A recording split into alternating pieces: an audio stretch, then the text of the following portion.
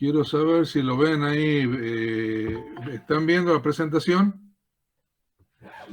Sí se ve. Bueno, perfecto. A ver, espérenme un segundito que alguien está tratando de entrar. Bueno, ahora volvemos a la presentación. Bueno, para empezar a hablar del tema de drenaje, tenemos que primero hacernos una serie de preguntas en cuanto a los motivos por los que tenemos que estudiar el drenaje, y eso nos va a llevar a otro tipo de preguntas, como por ejemplo, ¿de dónde viene el agua? Y cómo podemos hacer para resolver lo que queremos, que es alejar el agua lo más rápido posible del camino. Entonces, empezamos viendo estas generalidades. El propósito del estudio del drenaje es alejar el agua del camino. ¿Por qué quiero alejar el agua del camino? Porque necesito que el agua y necesito impedir que el agua se infiltre por las grietas y llegue al paquete estructural y lo debilite.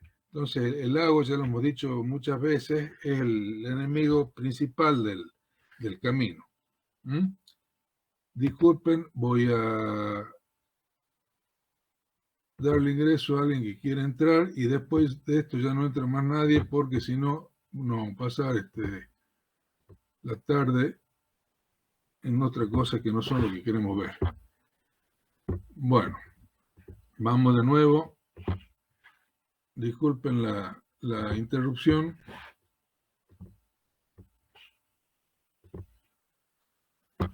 Estábamos en que el propósito es alejar el agua del camino.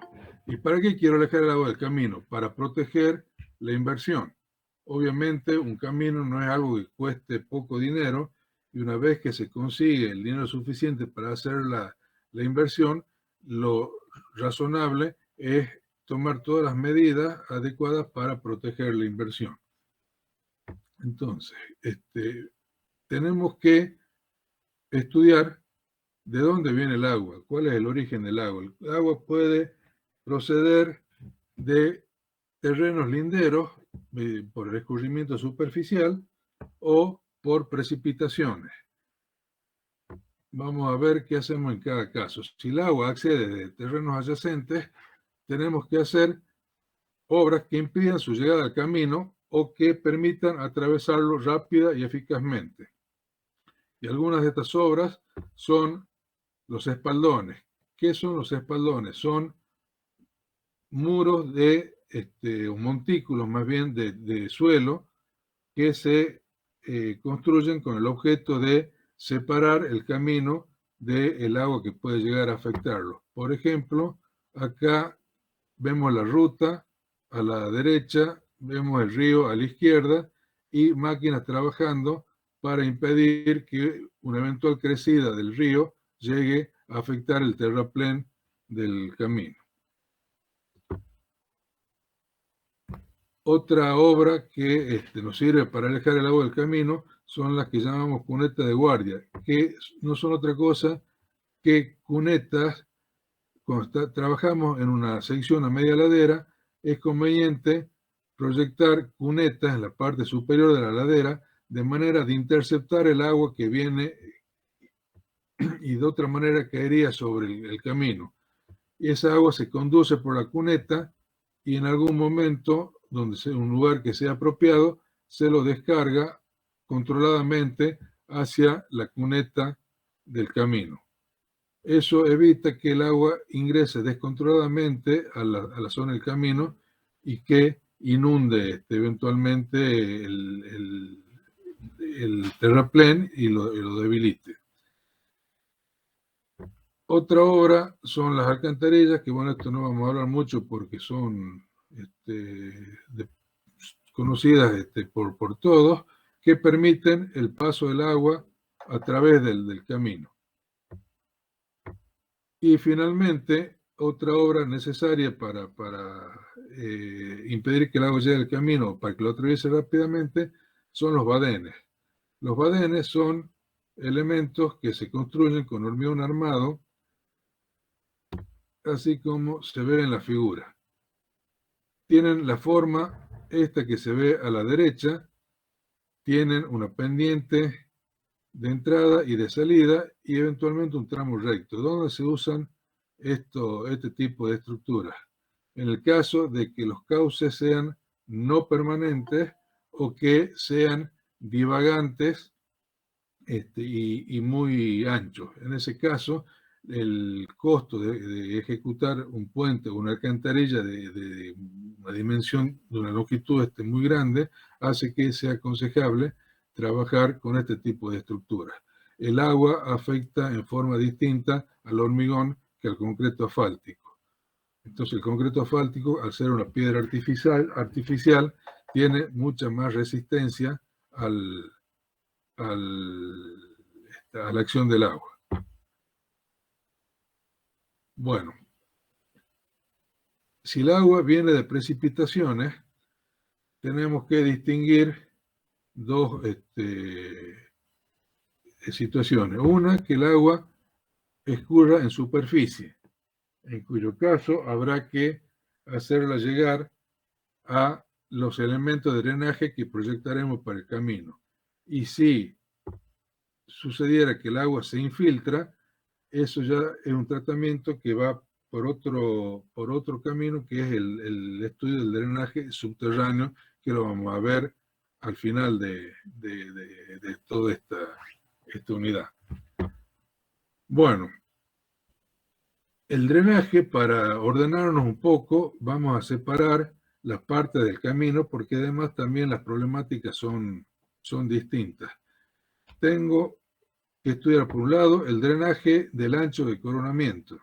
El ancho de coronamiento, ustedes saben que es el ancho que va de pie de talud a pie de talud. Involucra las dos banquinas y la cinta de rodamiento. Y por otro lado, vamos a estudiar el drenaje de la zona de camino, que eso involucra todas las obras de drenaje para conducir el agua y alejarlas del paquete estructural, como dijimos al principio. Bueno, hoy vamos a empezar a ver lo que es el drenaje del ancho de coronamiento. Y me da a disculpar otra vez, creo que hay algunos rezagados y listo. Ahora sí. Bueno.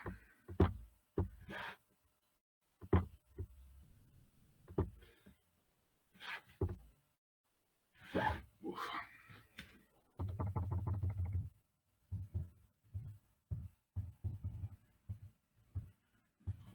Vamos a iniciar el estudio del drenaje del coronamiento. ¿Cuál es el motivo por el que yo estudio el drenaje del coronamiento? ¿Para qué necesito drenarlo? Primero y principal, por una cuestión de deterioro del camino. Y segundo, por una cuestión de seguridad. En cuanto al deterioro del camino, ¿qué pasa si el agua se queda acumulada en la cinta asfáltica? Se producen grietas. Es decir, el agua que se acumula infiltra por esas grietas y esa infiltración llega hasta el paquete y lo deteriora. El paquete estructural, ustedes saben que tanto el terraplén como las capas granulares tienen que tener una humedad controlada que tiene que ser la misma o con muy pocas variaciones durante toda su vida útil. La acción del agua puede cambiar ese continuo de humedad y hacer que el paquete estructural falle. Entonces, uno de los motivos es el deterioro del camino. Vamos a ver ahora la cuestión de la seguridad. ¿Por qué? ¿En qué influye la presencia de agua en la seguridad del usuario? En primer lugar, porque hay una disminución de visibilidad por lo que se denomina efecto spray, que es las microgotas que se levantan y permanecen en el aire al circular los vehículos por un pavimento mojado. Amén de la disminución de visibilidad que se produce como consecuencia directa de la lluvia. Esto nos lleva a situaciones muy peligrosas, como por ejemplo esta que se muestra en la figura. Acá a duras penas se distinguen un par de autos atrás del vidrio, del parabrisas. Eso por un lado. Y por otro lado, la posibilidad de que se produzca lo que se llama hidroplaneo. El hidroplaneo, ya lo vamos a desarrollar con detalle, se produce cuando entre el pavimento y la calzada de rodamiento se forma una película de agua que afecta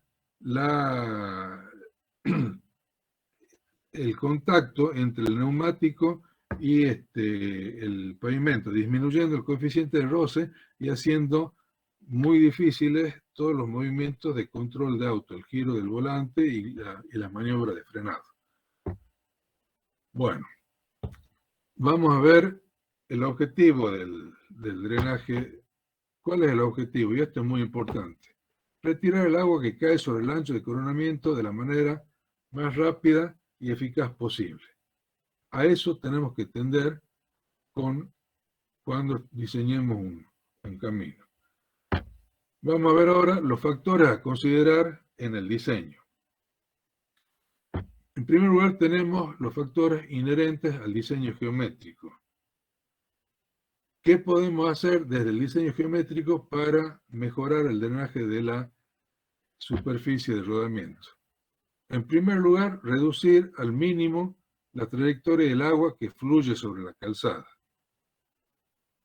En la medida en que permitamos que el agua circule sobre la calzada, el espesor de la película de agua va a ir ganando en magnitud hasta llegar a valores que son incompatibles con la circulación segura.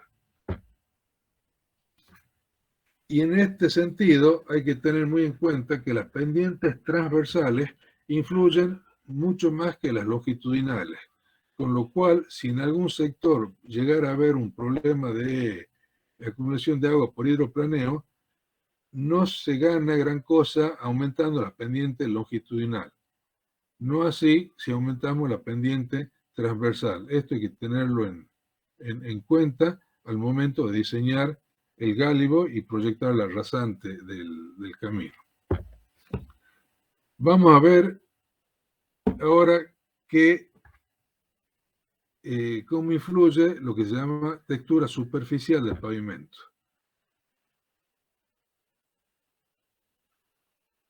En cuanto, desde el punto de vista de la textura superficial, la calzada debe proveer espacios que permitan que el agua circule por ellos y se dirija hacia la banquina. Esos espacios van a depender de la rugosidad del pavimento, del tipo de agregado, de la relación de tamaño entre agregado, etcétera, etcétera. Ya lo vamos a ver con más detalle. Y de ser necesario, si el agua se sigue acumulando, puede incrementarse la profundidad y cantidad de tales espacios trabajando con estriados transversales.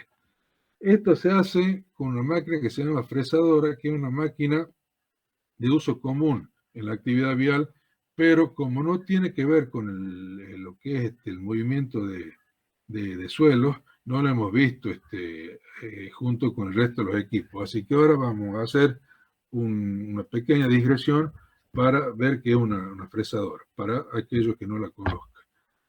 Una fresadora es un equipo que tiene un sistema que va rayando el pavimento y el producto del rayado o del texturado del pavimento, que se llama RAP, lo va depositando por una cinta transportadora a la caja de un camión. Fíjense, este trabajo se hace cuando los pavimentos están muy deteriorados, tienen muchas fisuras, como puede verse en esta imagen. ¿Cómo funciona esta máquina? La máquina tiene en el interior un cilindro que tiene unas puntas que son las que hacen el trabajo de desgaste sobre la superficie del pavimento. Ese rodillo tiene esta forma y cada uno de estos son las puntas que van rompiendo o rayando el pavimento existente y le van quitando espesor. Esas puntas también son, no es cualquier punta, tienen una determinada forma para atacar la superficie del pavimento y producir el efecto que estamos buscando. Ahora vamos al efecto que necesitamos. Volvamos al tema del estriado. El estriado este se hace con la máquina que acabamos de ver. Y fíjense, esta zona, vamos a ver un detalle, cómo resulta la superficie después del paso de la fresadora. Estos canales ayudan a que el agua drene hacia la banquina. Ojo, los canales siempre tienen que ser transversales. Un canal longitudinal no nos sirve de nada, al contrario, nos perjudica. El texturado o fresado longitudinal se hace cuando tengo la carpeta muy deteriorada y quiero reemplazar la capa superior por una capa nueva. Pero para el caso de la evacuación del agua, solamente estriado transversal. Bueno, si tienen alguna pregunta, me la hacen ahora nomás. Si no, continuamos. ¿Cuáles son? Ingeniero, sí. disculpe. No me quedó bien claro lo del estriado. O sea, en esa imagen está hecha en el sentido longitudinal. No. ¿O no? Usted se fija, este es el eje de la calzada. Sí. Y el estriado está, este detalle es este detalle. Esta punta es esta punta. Ahí tiene la calzada, ¿lo ve? Ah, bien, claro, claro. Y el estriado está hecho en el sentido transversal. Bien, Acá, y eso se hace al nivel de la rasante, ¿verdad? No. Si llegamos al rasante, quiere decir que llegamos. Perdón, sí, a nivel de rasante. Esta es la rasante, sí, señor, a nivel de rasante. En este caso, por ahí no es el mejor caso porque este es un trabajo combinado de mejoramiento de la carpeta, que me imagino yo que debe haber estado muy deteriorada, y de paso se le hace el estriado para que no se acumule el agua. Entonces, lo usual es hacer este estriado, pero superficialmente, no ir tan abajo en profundidad. ¿Se entiende? Sí, perfecto. Bueno, gracias. No, por favor. Sigamos entonces. Dentro de los factores a considerar, tenemos lo que llamamos capa de rodamiento de diseño especial. Ustedes ya han visto las capas que componen un paquete estructural. Usualmente tenemos el terraplén, que nos da el nivel de subrasante. A partir de ahí colocamos una capa granular de subbase, una capa granular de base y la carpeta de rodamiento de hormigón, de concreto asfáltico, no de hormigón, perdón. Si es hormigón, no hace falta la capa de subbase. Bueno, existen capas, aparte de esas, que se llaman capas de rodamiento de diseño especial y que son ideales para este tipo de problemas de drenaje. Estas capas son lo que se llaman mezclas discontinuas. Las mezclas discontinuas son mezclas de concreto asfáltico que tienen una discontinuidad granulométrica muy acentuada en los tamices inferiores del árido grueso. Eso hace que el material fino pueda atravesar todas las oquedades que quedan con el esqueleto que forma el árido grueso. Y así se conforma la capa y quedan abiertos espacios por donde puede circular el agua.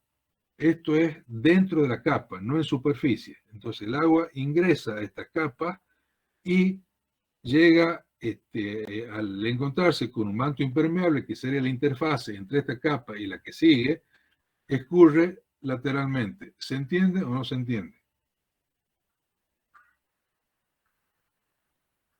Bueno, Sí, ingeniero. bueno, fenómeno. Otra mezcla que se usa para estos casos es lo que se llama mezcla drenante. En la mezcla drenante lo que se hace es colocar una baja proporción de finos y por lo tanto los finos, ustedes saben, llenan los huecos que deja el material grueso. Al no existir los finos, quedan una serie de canalículos que facilitan la eliminación del agua también por dentro de la capa drenante. Acá hay que tener una precaución cuando trabajamos con capas de diseño especial, y es la siguiente. Las dos mezclas, tanto las mezclas discontinuas como las drenantes, están compuestas por un ligante hidrocarbonado, por áridos, polvo mineral, que es el filler, y eventuales aditivos. El ligante debe recurrir en forma homogénea a las partículas del árido, por lo que se debe calentar sí o sí ambos y colocar la mezcla a altas temperaturas. Esto hace a veces que no sea muy práctica el uso de capas drenantes por este detalle, por el calentamiento y la alta temperatura a la que hay que colocarlas. Pero si no se hace así, la carpeta, la capa falla como capa drenante. ¿Mm? Bueno, el último factor a considerar son las estructuras de drenaje adecuadas, que son cunetas, canales y drenes, que lo veremos con más detalle más adelante. Ahora vamos a pasar a ver los elementos del drenaje para poder estudiarlo y definirlo a satisfacción. Estos elementos del drenaje son intensidad, caudal y tiempo de concentración. Son términos con los que ustedes ya están familiarizados y lo vamos a ver, lo vamos a pasar muy rápidamente acá. Tengan en cuenta, acordémonos que el caudal a evacuar es el de la lluvia caída sobre la proyección horizontal del coronamiento y debe ser eliminada a través de las estructuras de drenaje superficial aledañas, que son las cunetas, y de las cunetas hacia las alcantarillas. El agua que se infiltra por la discontinuidad del pavimento tiene que ser captada y eliminada por dispositivos de drenaje subterráneo, que es un tema que vamos a ver después y no forma parte de lo que estamos viendo ahora. La intensidad. La intensidad de lluvia se la obtiene de las curvas intensidad, duración, recurrencia. Estas son curvas para San Miguel de Tucumán con recurrencias de 5, 10, 25, 50 y 100 años. Y finalmente, para calcular la intensidad, adoptamos una recurrencia de 50 años y la duración del evento de la lluvia de 10 minutos. Con esos datos entramos al ábaco y sacamos la intensidad correspondiente. Bueno, y finalmente el caudal, ¿cómo lo calculamos? Como LR por la intensidad sobre 3,6 por 10 a la 6, donde Q es el caudal en metro cúbico por segundo, I es la intensidad en milímetros por hora, y LR es lo que llamamos trayectoria de flujo. Esta trayectoria de flujo es el agua, el recorrido que recorre la gota desde que cae en la parte más alta del perfil de la sección transversal hasta que abandona el coronamiento. Bueno. Vamos a ver cómo evaluar el tiempo de concentración.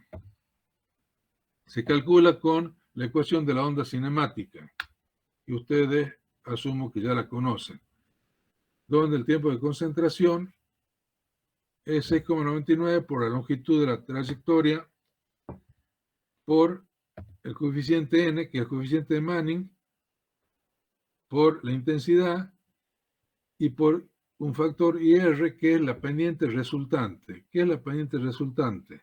Es la composición de la pendiente transversal con la pendiente longitudinal. Se obtiene con Pitágoras, simplemente. ¿Sí? Esta es una de las expresiones, por ahí la más usual en el cálculo del tiempo de concentración. Pero también hay otras de uso, como la fórmula de Friend, donde NH es la rugosidad de Horton y vale 0,015 para superficies pavimentadas. LR es la longitud de la trayectoria de flujo e IR la pendiente resultante, como el caso anterior. La expresión de Friend hay que tener en cuenta que es adecuada para flujos laminares y longitudes de trayectoria de flujo menores de 200 metros. Vamos a ver ahora cómo influye la geometría del camino. Volvemos al tema de las pendientes. Las pendientes, tanto longitudinales como transversales, determinan los sentidos y velocidad de flujo, por lo que se hace necesario adoptar valores mínimos. Ustedes van a ver que en cuanto a la pendiente longitudinal, o ya han visto, mejor dicho, en diseño geométrico, que también hay valores máximos, pero en el caso que nos ocupa, nos interesa nada más que los valores mínimos. Entonces, desde el punto de vista de la pendiente longitudinal, nunca hay que trabajar con menos de un 0,3% o un 3 por mil como mínimo absoluto y un 5 por mil como mínimo deseable. Valores por debajo de esto complican enormemente el desagüe, el drenaje exitoso del camino. Habíamos dicho que la influencia de la pendiente longitudinal era mucho menor que la transversal. Entonces, ahora vamos a ver cuáles son los valores mínimos para la pendiente transversal del camino. Depende del material que estemos utilizando. Mientras más impermeable el material, menor es la pendiente mínima. En el caso de hormigón, que es prácticamente impermeable, se sugiere una pendiente mínima de 1,5%. En el caso de concreto asfáltico, del 2%, como ya habrán visto en el perfil tipo en diseño geométrico, cuando tienen tratamientos bituminosos superficiales, va entre el 2 y el 3%, y para enripiados o consolidados, entre el 3 y el 4%. Normalmente el 4 es el que se aplica en el caso de las cunetas, que suelen ser enripiadas. Si la cuneta va pavimentada, puedo disminuir hasta un 3% sin ningún tipo de problema. Vamos a ver ahora cómo calculamos el efecto combinado de ambas pendientes. Es una vista superior, una vista en planta de una sección de camino donde se ha indicado el eje, AC es el ancho de calzada y esto es el semiancho de calzada. IL es la pendiente longitudinal y IT es la pendiente transversal. Esto provoca que el agua tenga, la gota de agua que cae sobre la parte más alta, que es el eje en el caso del perfil a dos aguas, recorra una cierta distancia longitudinalmente y otra cierta distancia transversalmente. Lo que nos interesa es la composición de ambas distancias, que es el LR al que hemos denominado longitud de la trayectoria de flujo. Esto se calcula, acá se ha corrido la M, pero no sé si alcanzan a ver, se ha corrido, perdón, la M no, el signo más. Es Pitágoras, el pendiente resultante es la raíz cuadrada del cuadrado de las dos pendientes. Y la tangente de alfa es la pendiente longitudinal dividida la pendiente transversal. Entonces, la longitud de la trayectoria de flujo toma esta forma. Esto también es Pitágoras. No hay mucha dificultad en esto, así que no nos vamos a detener mucho. La longitud de la trayectoria de flujo se mide siempre desde el punto más alto hasta que el agua abandone el coronamiento. esta ecuación que hemos obtenido es válida para tramos rectos y pendientes constantes. No es de aplicación si no se cumplen esas dos condiciones. Entonces, ojo, si tenemos trayectorias de flujo mayores, nos pueden aparecer situaciones más peligrosas. ¿Por qué? Porque mientras más trayectoria recorra la gota sobre el pavimento, más gruesa se vuelve la capa de agua que provoca el hidroplaneo. Entonces hay que tener mucho cuidado con la evaluación de esta longitud. Y vamos a ver un caso donde no se verifique lo que acabamos de ver. Esto es, fíjense, una curva con su correspondiente peralte. Acá, fíjense lo que está marcado en amarillo, si la gota cae en este punto, llega hasta el eje, y como venimos levantando el peralte, en vez de pasar hacia el otro lado, vuelve y termina saliendo por el lado B. Entonces, fíjense que esta trayectoria amarilla es mucho mayor que cualquiera de estas trayectorias en diagonal. Entonces, en estos casos hay que tener mucho cuidado en evaluar bien los sectores donde tenemos modificaciones del perfil transversal tipo, que es el que conocemos, que es el perfil a dos aguas. Bueno, ahora vamos a ver una gráfica donde hemos graficado en abscisas la longitud del plano por donde circula la gota, y en ordenadas, perdón, y en abscisas el espesor de la película de agua. Fíjense a la izquierda, tienen un valor donde empieza a computarse el espesor de la película de agua. ¿Qué pasa antes?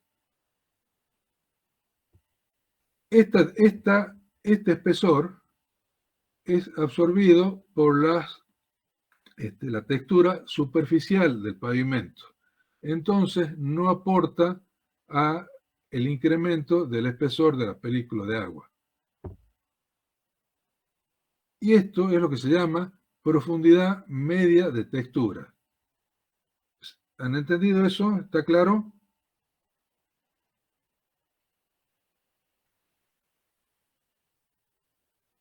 ¿Sí o no? Sí, claro.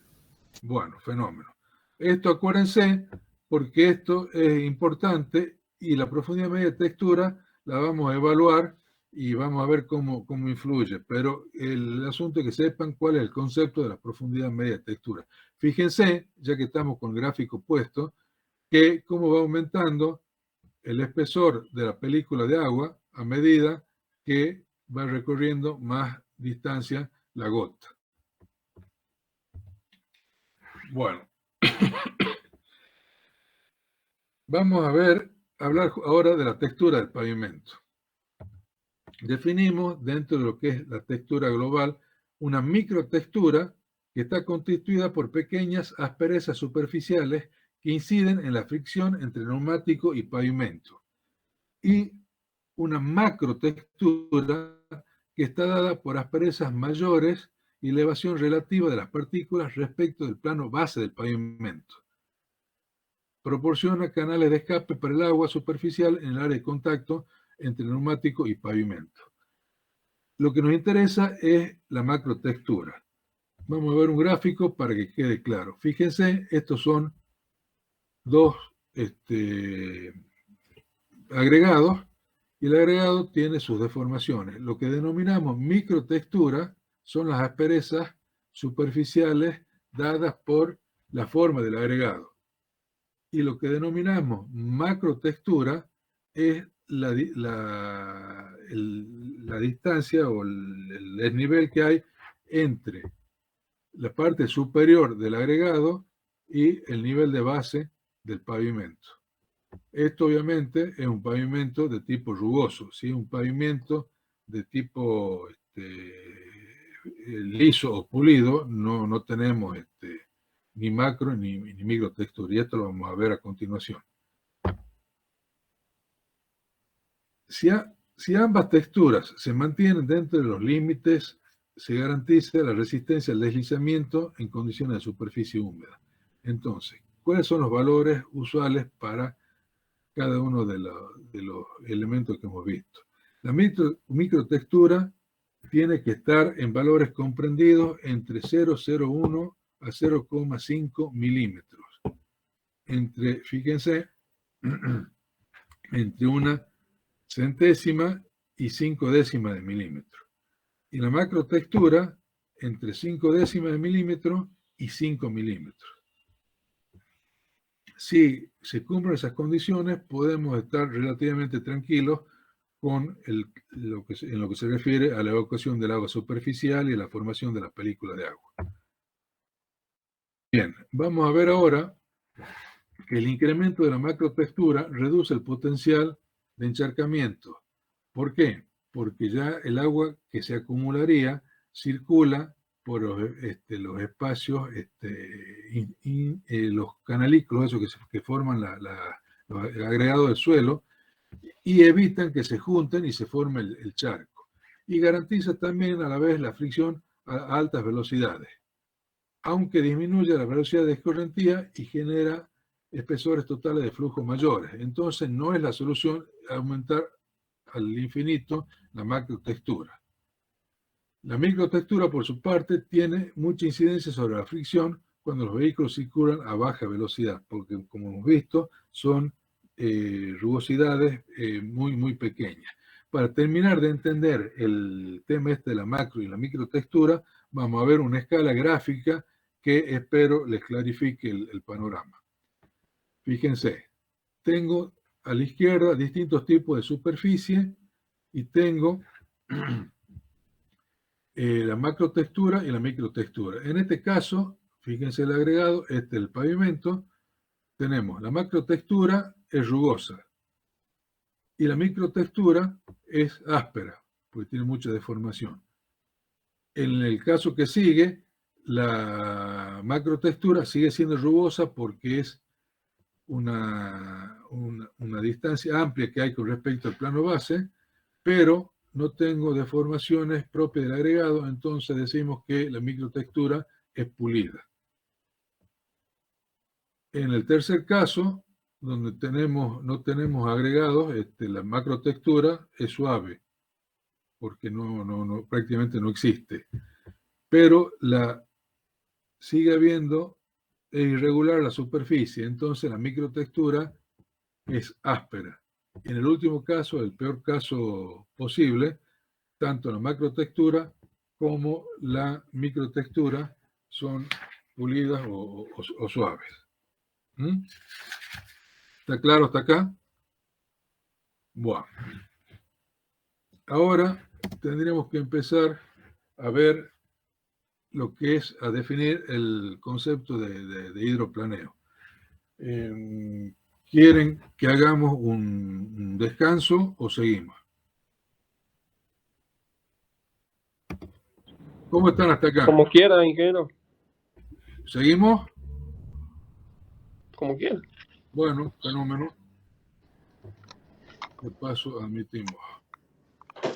Vamos a volver al hidroplaneo.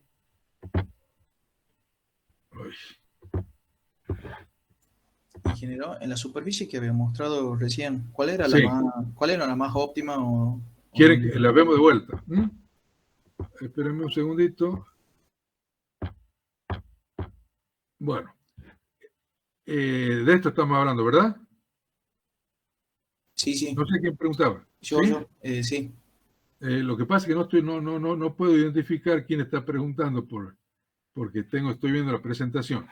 Así que disculpa si no lo llamo por el apellido o por el nombre. ¿Cuál es la óptima?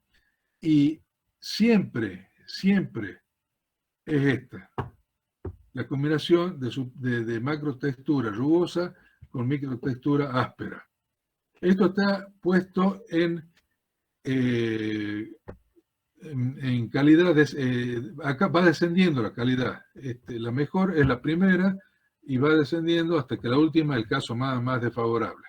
Entonces, de ser posible, tengo que tratar de tener una buena combinación de macrotextura y microtextura.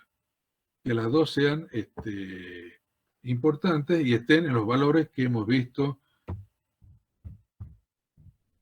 Pero no, perdón. Ya me he ido muy atrás. Disculpen un segundito.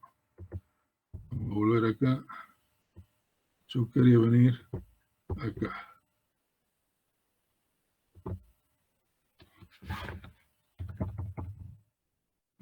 Que estén en estos valores. En esta ventana la microtextura y en esta ventana la macrotextura. Tenemos que ver que la textura nuestra esté entre estos valores. ¿Mm? No sé si he contestado la pregunta. Sí, ingeniero. Y en cuanto al hidroplaneamiento, sí, hidroplaneo. ¿eso está influido directamente con la macrotextura o microtextura o la combinación de ambas? Con la combinación de las dos. Porque si hay, bueno, a ver, denme un segundito. La macrotextura, fíjense, acá abajo, el último párrafo. La microtextura tiene gran incidencia sobre la fricción cuando los vehículos circulan a baja velocidad. ¿Sí? Entonces, si el vehículo anda a mucha velocidad, la preponderancia la tiene la macrotextura. Y la microtextura, por ahí, a gran velocidad, ni se la percibe. Es decir, sirve para que el pavimento, para que el agarre entre el neumático y el pavimento sea bueno. Pero si circulo a baja velocidad, tener una microtextura adecuada ayuda a que el neumático no se despegue del pavimento, que es lo que pasa cuando se mete el agua en el medio. Entonces, ¿cuándo circulo yo a baja velocidad? Cuando estoy en medio de una lluvia. Entonces, un conductor prudente baja la velocidad y no anda a la velocidad que andaría si el pavimento estuviera seco. En ese caso, se hace notar la microtextura sobre la fricción, ayuda a la microtextura. En la fricción, en cambio, la macrotextura ayuda a la evacuación más rápida del agua. ¿Se entiende? Sí, ahí ahora me quedó bien claro. Bueno, excelente. Gracias Ingeniero, por preguntar. Sí. Hay un compañero, me ha pedido si lo puede aceptar, justo que estaba contestando la pregunta del compañero. Ah, bueno, a ver, ya. Esto es un problema, por eso, a ver, de aquí en más tratemos de ser puntuales, porque si no, tenemos que interrumpir permanentemente la presentación. Y bueno, no sé a ustedes, pero a mí me cuesta retomar el hilo así. Ya cuando era joven sí lo hacía, pero ahora ya me cuesta un poco retomar el hilo cuando tengo una interrupción de este tipo. Por supuesto que las preguntas, no me refiero a las preguntas forman parte de la presentación. ¿Mm? Así que bueno, ¿estamos hasta ahí? Sí, ingeniero. Bueno, seguimos entonces con el hidroplaneo. Vamos a estudiar qué es esto del hidroplaneo. Y para eso vamos a introducir una figurita. Perdón. No, la figurita va después. El hidroplaneo también se llama aquaplaning. Aquaplaning es inglés. Hidroplaneo lo decimos acá en la Argentina. En castellano, perdón. ¿Cuándo se produce? Cuando el neumático rueda sobre una película de agua. Entonces, ¿qué hace la película de agua? Se interpone entre el pavimento y el neumático, la fricción disminuye y se generan situaciones complicadas de manejar porque todos los movimientos del vehículo, tanto la maniobra de frenado como el cambio de dirección, necesariamente necesitan los esfuerzos de corte que se generan por el rozamiento. Si no tenemos roce, el vehículo divaga y patina y no hay manera de controlarlo. Bueno,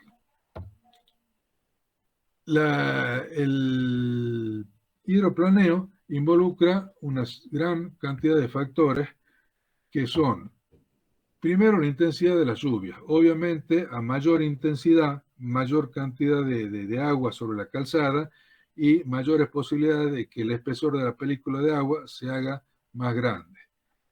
Depende también de la velocidad de circulación del vehículo. ¿Por qué? Porque ¿cómo elimina el neumático el agua del pavimento? Lo elimina a través del dibujo que tiene. El dibujo de la cubierta, de la banda de rodamiento, sirve para que el agua circule por ahí y no se acumule entre la banda de rodamiento y el pavimento, en cuyo caso se pierde la adherencia. Entonces, si la velocidad es moderada, el vehículo el neumático tiene la posibilidad de eliminar el agua a través del dibujo, de los canales que forma el dibujo de las cubiertas. A medida que aumento la velocidad, ¿qué hago? Incremento notablemente el caudal de agua a evacuar. Llega un momento en que no es suficiente el dibujo de las cubiertas y se produce el hidroplaneo. Entonces, este es un factor muy importante a tener en cuenta. Bueno, el espesor de la película de agua sobre el pavimento, mientras independientemente de la intensidad y de la velocidad de circulación, si yo dejo que el agua circule, como hemos visto en el gráfico, circule un trecho tal que se forme un espesor importante, tampoco es bueno para circular en forma segura y es muy probable que se produzca el hidroplaneo. También tiene que ver con la textura superficial, como hemos visto recién. Tiene que ver con el desgaste de los neumáticos, atendiendo a la profundidad de los canales que forman el dibujo de la banda de rodamiento. Tiene que ver también con la presión de inflado. ¿Por qué con la presión de inflado? Si el neumático está muy inflado, la impronta o huella que deja sobre el pavimento, o dicho de otra manera, la superficie de contacto entre el neumático y el pavimento es menor, es de una superficie menor.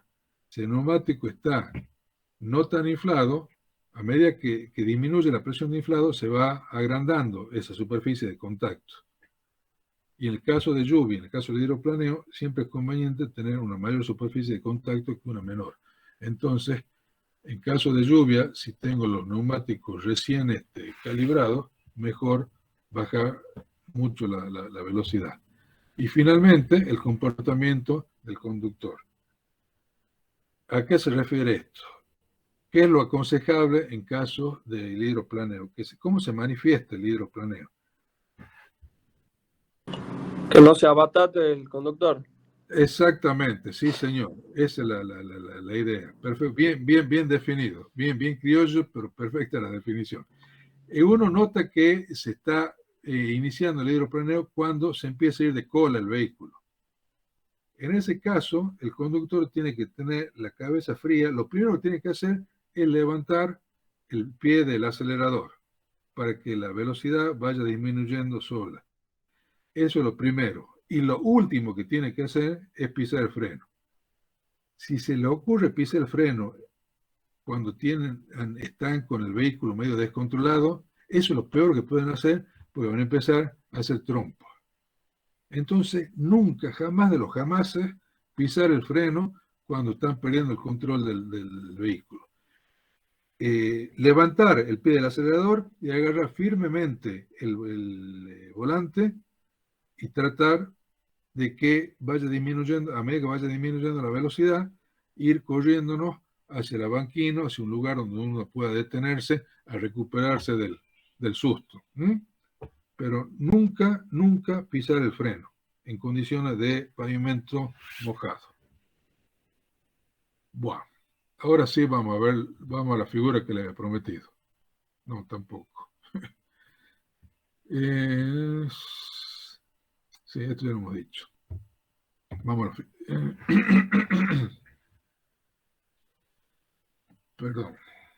Perdón que tengo, disculpen un minutito que tengo, se me ha cruzado una.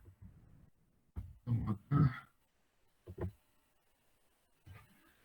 Sí, no, perdón, me he anticipado yo, con eso en la gana que tengo que aparezca la figura. Volvamos. Lo hemos visto. Bueno, cuando la pérdida de contacto es total, cuando tengo el agua entre el neumático y el pavimento,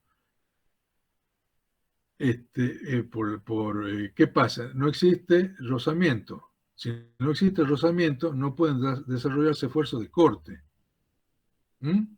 Entonces pierdo el control del vehículo. En estas condiciones, el vehículo no puede ni acelerar, ni doblar, ni frenar. Y la velocidad a la que el neumático flota sobre la película de agua se denomina velocidad de hidroplaneo. En situación de calzada mojada, la película de agua se adherirá más o menos intensamente al pavimento en función de las características del pavimento. Esto tiene que ver con lo que venimos viendo de la textura. Y ahora sí vamos a lo que nos interesa, que es para conseguir la evacuación del agua existente bajo el neumático, hay que romper la película de agua. Y hay dos maneras de romper esta película. Una es con las asperezas superficiales del pavimento. Y la otra es con la acción de la banda de rodamiento del neumático. Bueno, y ahora sí vamos, la prometida figura. Vamos a ver, esto es un corte de un neumático, y acá ven, esto es la banda de rodamiento.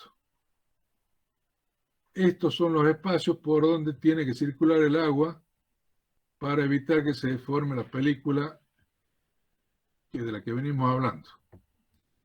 Esta es la llanta metálica y esta es la válvula. Fíjense, este es un cuadro interesante. Acá he puesto nuevo esta figura para que ustedes vean bien cómo la banda de rodamiento en la vida real. Lo otro era un dibujo. Fíjense, acá arriba tenemos tres tipos de neumáticos. Un neumático nuevo, un seminuevo y un neumático desgastado. Si vamos a una velocidad de 5 km por hora, la adherencia entre el neumático y la superficie de rodamiento es del 100%, ya sea el nuevo, el seminuevo o el neumático desgastado. Si aumentamos la velocidad al 75%, fíjense las improntas, la superficie de contacto. El neumático nuevo baja un 74% la adherencia. El seminuevo baja casi a la mitad. Y el desgastado baja casi a valores incompatibles con la seguridad. En este caso, es muy probable que el vehículo se empiece a ir de cola y manifieste este efecto de hidroplaneo. Y si aumentamos la velocidad, fíjense, el neumático nuevo con el dibujo perfecto pierde la mitad de adherencia. El seminuevo baja hasta el 11% y en el usado es prácticamente nulo. Esta es la profundidad del dibujo. En el nuevo tenemos 8 milímetros, 4 milímetros en el seminuevo, y este valor 1,6 es el mínimo que exige la ley.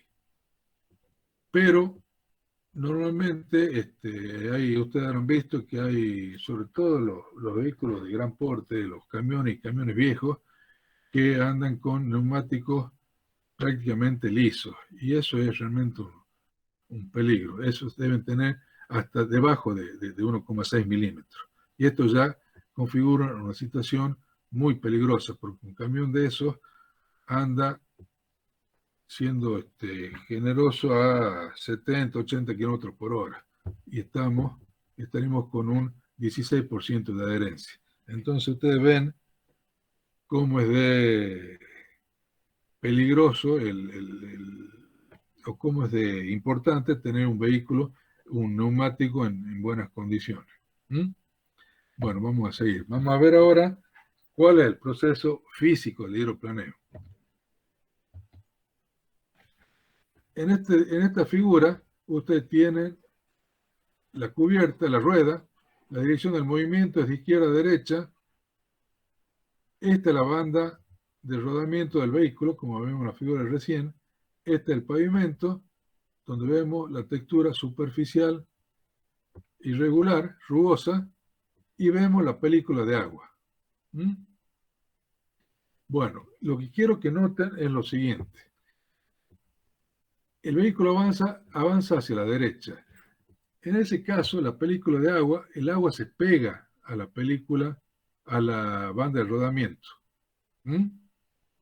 Por efecto del giro de la rueda, la película de agua se pega a la banda de rodamiento. Y esto nos genera, esta es la impronta o huella del pavimento. Nos genera 3 zonas bien diferenciadas que vamos a pasar a analizar ahora. Está claro el dibujo, ¿no? ¿Se entiende? Sí.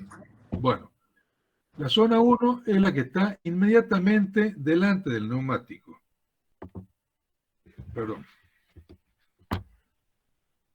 En esa zona hay una película de agua de espesor grueso y se genera una presión hidrodinámica que tiende a levantar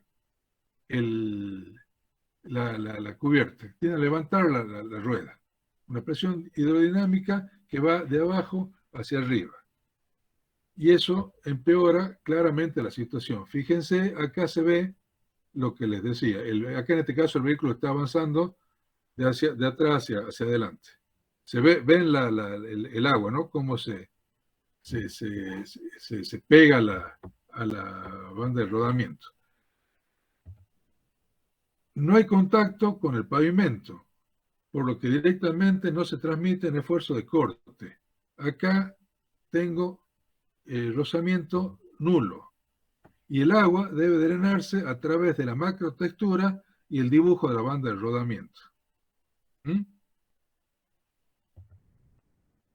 El tamaño de la zona 1 es proporcional al tiempo que el neumático necesita para drenar el agua y a su velocidad de circulación.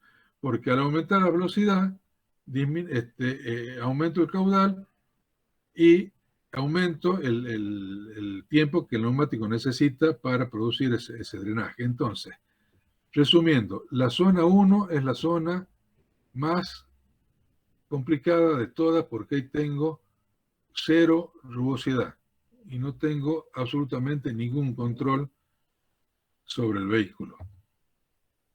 Vamos a la zona 2. En esta zona, el neumático circula sobre una película más fina, porque ya gran parte de la película, del grosor de la película esta ha sido drenada en la zona anterior, por los dibujos de la banda de rodamiento. En esta zona ya no existe la presión hidrodinámica, pero sí una presión provocada por la viscosidad del agua, que depende también de la presión de inflado y de la velocidad de circulación. De la presión de inflado, porque esta huella con un inflado, una cubierta muy inflada, disminuye a valores se hace más chica la impronta. Entonces, la zona 1 y la 2 ocupan casi toda la impronta, toda la huella. Y tanto la 1 como la 2 son situaciones no deseables. La existencia de las películas de agua impide que se desarrollen esfuerzos de corte de magnitud apreciable. Si bien hay corte porque hay contacto entre la rueda y el pavimento, los esfuerzos de corte no son de magnitud apreciable. Entonces, esta zona tampoco es muy deseable. ¿Mm? El drenaje del agua residual se realiza a través de la microtextura, que son las asperezas del árido y del mortero. ¿Mm? Vamos a ver la zona 3. Fíjense en la zona 3. En esta zona se produce el contacto seco, le llamamos, entre neumático y pavimento. En esta zona se desarrollan los esfuerzos de aceleración frenado que el neumático transmite al pavimento y este absorbe. ¿Por qué? Porque ya tenemos, al ser un contacto seco, tenemos disponible el rozamiento que necesitamos para poder hacer las maniobras de aceleración y frenado. Ojo, a medida que la velocidad aumenta, también lo hace la cantidad de agua que hay que evacuar por unidad de tiempo, por las cuestiones que ya hemos visto. ¿Mm? En el caso ese, ¿qué pasa con las zonas 2 y 3 si la velocidad aumenta? La zona 1 y la 2 crecen en detrimento de la 3, hasta llegar a un punto donde la 3 es insignificante y ya el vehículo es absolutamente incontrolable. Bueno, hasta aquí el fenómeno de hidroplaneo. ¿Hay alguna pregunta o está todo claro?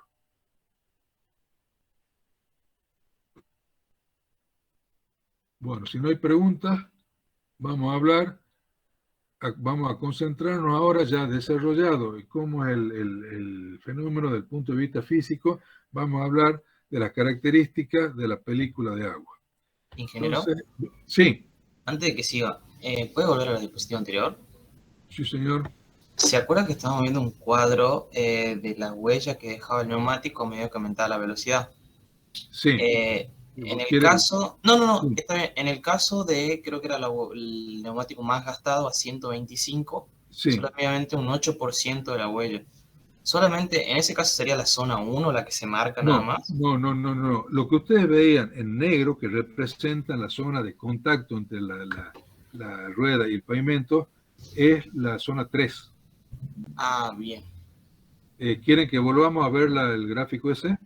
Bueno, pero sería solamente una porción muy chica de la zona 3, ¿verdad? No, la zona 3 completa y una pequeña porción de la zona 2.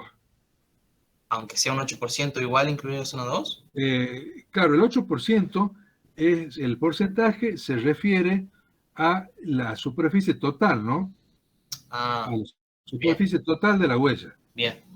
Entonces, mientras menos, y siempre insisto, lo que se ve en negro y el porcentaje que se indicaba de la superficie total se refiere a la zona 3 y eventualmente un pedacito de la zona 2.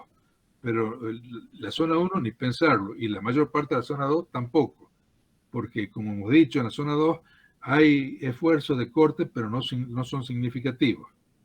Entonces, esos porcentajes se refieren al porcentaje, el 100% es toda la huella del neumático, toda la superficie, toda esta superficie. Y lo que estaba pintado en negro y el porcentaje que veíamos se refería a la zona 3. ¿Estamos ahí? Bien, perfecto. Gracias. Bueno.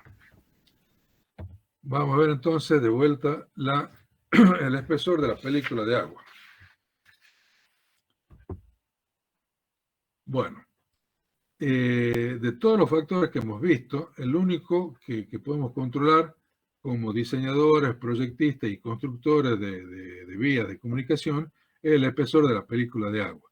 No podemos controlar ni el conductor, ni la velocidad que usa el conductor, ni la intensidad de lluvia, solamente el espesor de la película de agua. Entonces vamos a estudiar ahora cómo mantener el valor del espesor de la película de agua en valores compatibles con la seguridad. Entonces, para obtener una buena adherencia y mantenerla, se debe eliminar lo más rápidamente posible el agua que se ubica entre la superficie de contacto del neumático y el pavimento.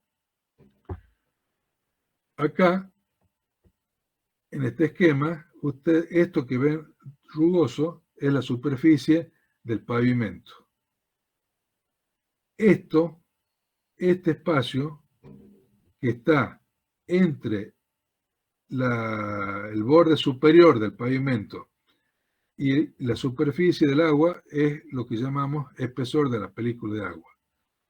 Pero eso no es el flujo total. El flujo total I está conformado por el espesor de la película de agua y lo que hemos visto que se llama profundidad media de textura. ¿Se acuerdan del gráfico que vimos hace rato? Bueno, ahora lo vemos de nuevo al gráfico. Entonces, lo que tenemos que tender a reducir es el valor este.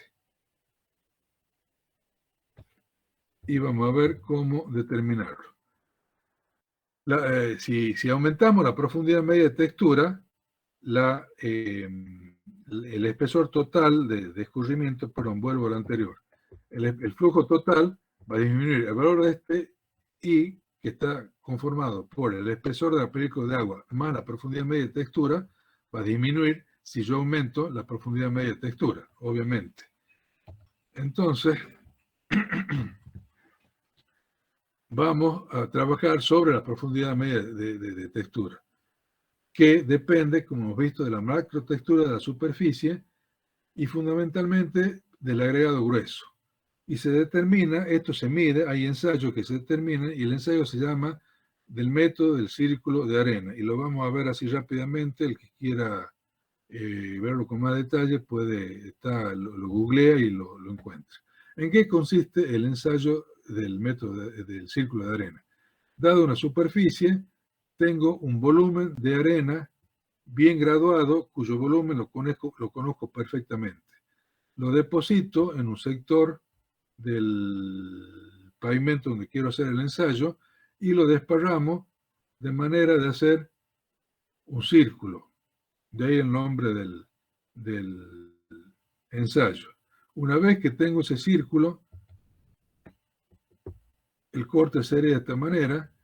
La profundidad media de textura la saco dividiendo el volumen de arena, que lo conocía, lo tenía calibrado, por la superficie del círculo. Y eso me da la profundidad media de textura. Esto es a grandes rasgos cómo se produce el ensayo. Por supuesto que hay normativa para ver cómo deposito la arena, cómo la desparramo y demás. Pero me interesaba que sepan que se puede medir la profundidad media de textura y que se mide a través de este ensayo.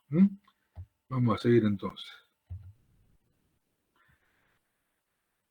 El agua que se aloja debajo de la profundidad media de textura queda atrapada en la superficie y no contribuye al drenaje del pavimento. Vamos a volver.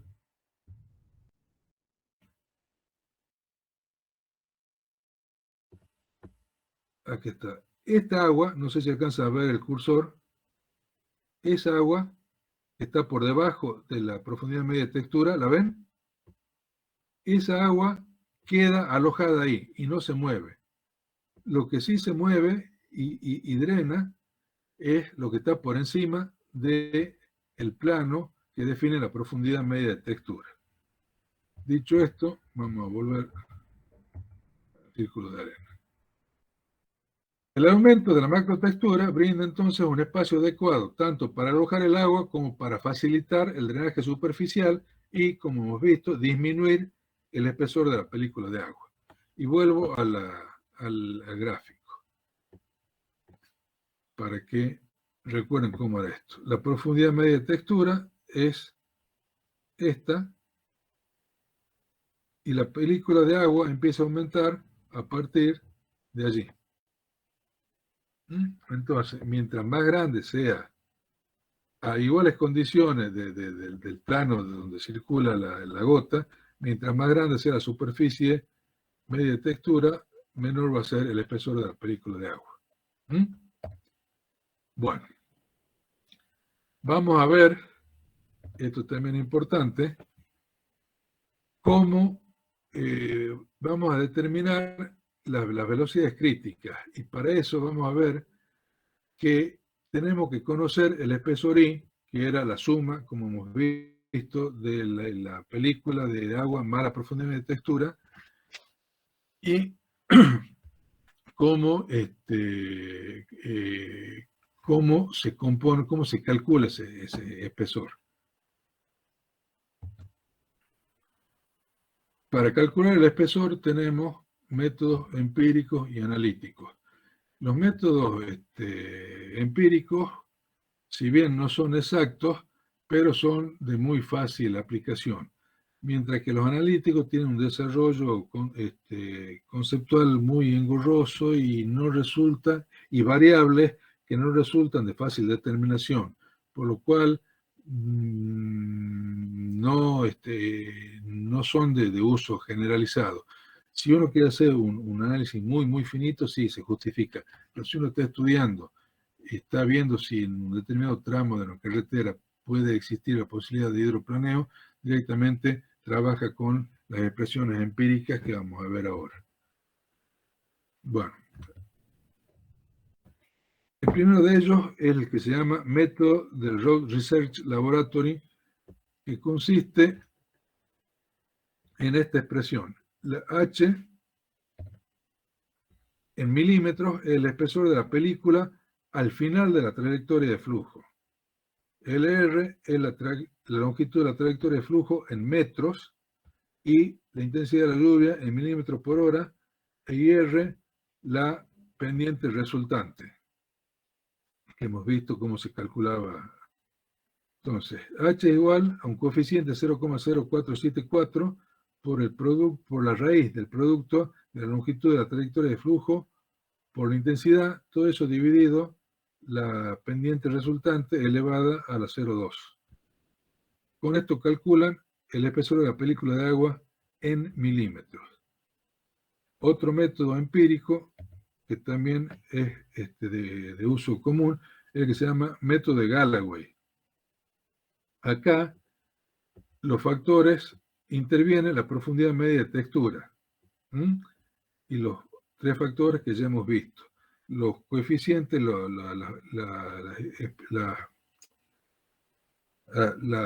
exponente de cada término son medio raras, bueno, pero todo surgido de ensayos empíricos.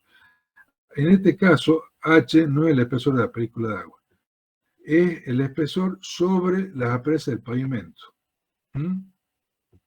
Entonces, a ese espesor sobre las asperezas del pavimento hay que restarle la profundidad media de textura para obtener el espesor de la película de agua que nos interesa a nosotros, que es el H .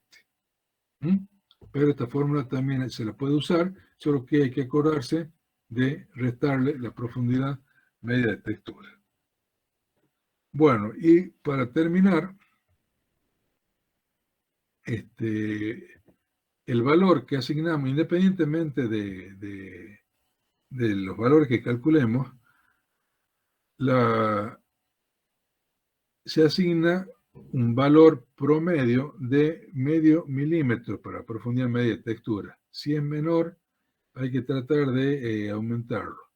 Y se considera que independientemente de los resultados que se obtengan, no permitir que el espesor de la película de agua exceda los 4 milímetros. Por arriba de 4 milímetros se considera que el peligro de hidroplaneo es demasiado alto como para que resulte admisible. Si ustedes se toman, hacen un ejemplo, bueno, cuando desarrollamos, por ahí desarrollamos un ejemplo en el práctico, las profundidades de película, los espesores de película de agua dan para intensidades no muy altas y velocidades razonables, dan en el orden de los 2 o 3 milímetros de espesor. No llegamos a los 4. Bueno, Señor, sí. El espesor de las películas de agua, que sería H, es a lo que se le suma la profundidad media de textura para calcular lo que en el dibujito aparece. Eso nos da el I. Si quieren, vuelven Bien. un poco atrás y vemos el esquema. Ahí está. Bien, perfecto. Bien. Ese es el I. El I es la suma del espesor de la película de agua más la profundidad media de textura. ¿Está? Bien, entonces, bien, cuando bien. vemos Galloway,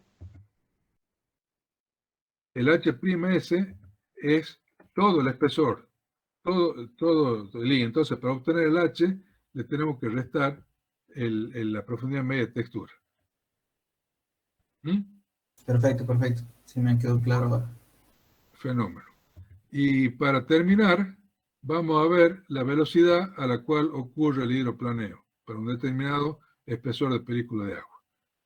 Usamos esta expresión, donde BH es la velocidad de hidroplaneo, 96,60, un factor numérico, y H es el espesor de la película de agua elevado a la menos 0,259. Con esta expresión obtenemos de forma rápida la velocidad que, a partir de la cual es muy factible que se produzca el hidroplaneo en función del espesor de la película de agua que cabe esperar según las condiciones del pavimento y la intensidad de lluvia. Esto hay que compararlo siempre con la velocidad de operación de los caminos. Acuérdense que ustedes tienen distintas velocidades. La velocidad directriz es la velocidad de diseño. Si están diseñando, este valor lo tienen que ser, lo tienen que comparar, perdón, con la velocidad directriz, porque ustedes están sacando todo el resto de los parámetros en función de esa velocidad directriz. Y no podemos permitir que BH sea mayor que la velocidad directriz. Y si es un tramo que está ejecutado y al cual hay que intervenir para mejorarlo, o hay que hacerle un recapado, una repavimentación, lo tiene que comparar con la velocidad de operación. Si la velocidad de operación, BH tiene que ser siempre menor que la velocidad de operación. Si supera la velocidad de operación, ahí estamos en problema. ¿Está claro eso? Sí, ingeniero. Bueno, listo. Hasta acá el hidroplaneo y terminamos con drenaje de coronamiento. Vamos a hacer un descanso de unos 10-15 minutos. 15 minutos. Son las 5. Seguimos a las 5:15, por favor.